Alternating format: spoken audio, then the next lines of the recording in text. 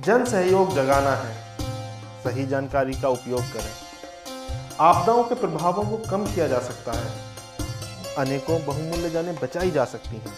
क्या आप तैयार हैं इसके लिए?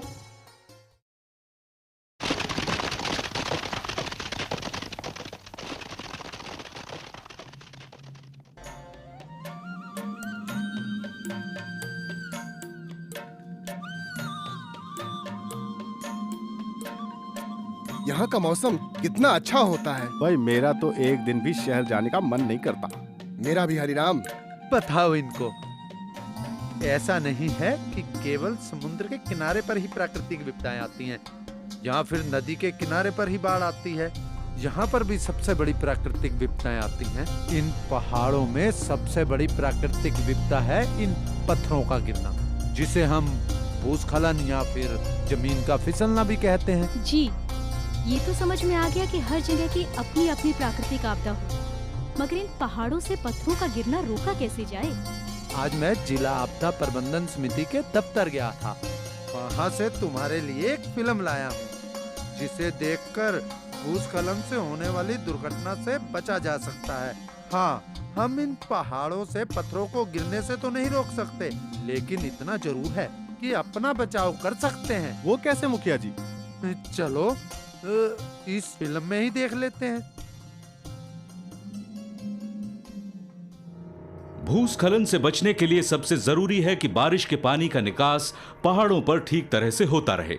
इसके लिए बारिश का मौसम शुरू होने से पहले ही पानी के निकलने का रास्ता बना देना चाहिए। ये जरूरी है कि नालियों नालों में कूड़ा करकट, प्लास्टिक की थैली नहीं फेंकें। निकास रास्ते में कूड़ा आने से पानी रुक जाता है और इस कारण पत्थर गिरने की आशंका बढ़ जाती है। भूस्खलन रोकने के लिए ज्यादा से ज्यादा पेड़ लगाने चाहिए या उनकी कटाई रोकनी चाहिए। पेड़ पानी के साथ होने वाले मिट्टी के बहाव को रोकते हैं, जिससे भूस्खलन होने का खतरा कम हो जाता है। अगर आप पहाड़ों पर हैं तो सबसे पहले आसपास की जगह को अच्छी तरह से देख लेना चाहिए, जिससे कि भूस्खलन की स्थिति में वहां से निकलने में आसानी हो, और चेतावनी मिलते ही आपको इससे बचने के लिए ऊपरी इलाकों की तरफ जाना चाहिए। अगर आपके आसपास के पहाड़ों में कुछ बदलाव दिखाई दे तो तुरंत समझ लेना चाहिए कि ये किसी आने वाले बड़े संभावित खतरे का निशान है। इन्हें समझकर अपना बचाव कर लेना चाहिए। किसी भी ऐसी आवाज को सुनकर सावधान हो जाना चाहिए जो पत्थरों के गिरने की आवाज हो। अगर नदी में पानी का बहाव अचानक बढ़ जाए या ज्यादा मटमैला पानी अचानक आ जाए तो समझ लेना चाहिए कि ये किसी बड़े भूस्खलन का संकेत है। ऐसे हालात में सुरक्षित जगह तलाश कर वहां पहुंचना चाहिए। यदि कहीं आप ऐसी जगह पर हों जहां भूस्खलन हो रहा है तो तुरंत वहां से हट जाएं और ध्यान रखें कि भूस्खलन के कारण वहां की जमीन दलदली हो जाती है, इसलिए वहां पर सावधानी जरूर बरतें। भूस्खलन के बाद भी अपने आप को उस जगह से दूर रखें जहां भूस्खलन हुआ है। आपात स्थिति की जानकारी के लिए रेडियो टीवी पर ही खबरों को सुनना चाहिए और कभी भी अफवाहों पर ध्यान नहीं देना चाहिए।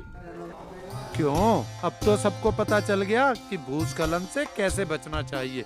और हाँ, एक बात का ध्यान जरूर रखना कि यह कार्य किसी ट्रेंड व्यक्ति की देखरेख में ही होना चाहिए। जी, ये तो समझ में आ गया कि चाहे पहाड़ों पर रहो या पहाड़ों पर घूमने आओ, भूस्खलन तो खतरा है ही।